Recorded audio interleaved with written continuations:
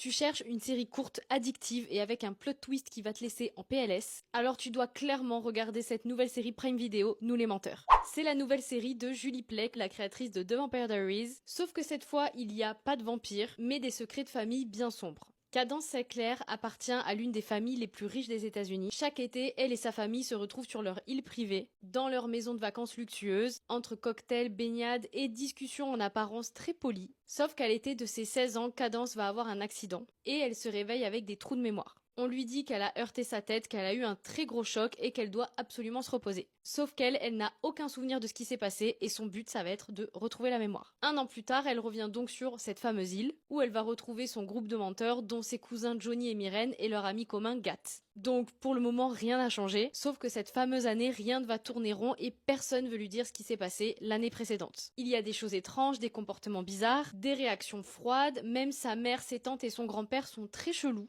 Tout le monde semble marcher sur des œufs avec elle, et surtout, personne ne veut lui dire la vérité. Petit à petit, Cadence commence à recoller les morceaux, des souvenirs lui reviennent et chaque épisode on va en apprendre plus. Elle aura beaucoup de flashs de la fameuse nuit en particulier, et à partir de là, la série te lâche des indices très subtils jusqu'à ce que tu comprennes ce qui s'est réellement passé l'été numéro 16. Et même si tu crois deviner, croyez-moi, vous n'êtes pas prêt pour la vérité.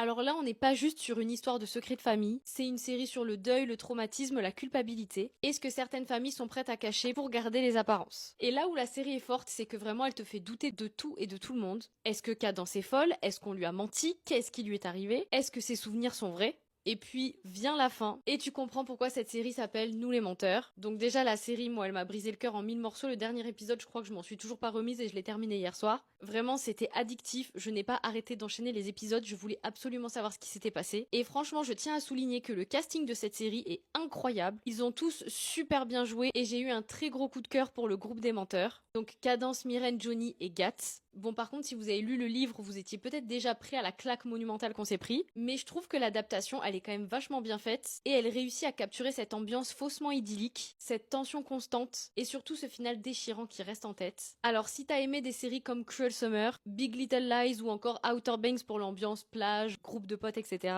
tu vas adorer cette série c'est certain. Il y a 8 épisodes, donc tu peux clairement binge-watcher cette série ce week-end. Et croyez-moi, vous n'allez pas vous arrêter. Donc, que s'est-il passé l'été numéro 16? Qu'est-ce que Cadence a vécu? Pourquoi les autres menteurs l'évitent depuis cet incident? Et que lui cachent sa mère, ses tantes, son grand-père et ses amis? Croyez-moi, vous êtes vraiment pas prêts et préparez vos boîtes de mouchoirs.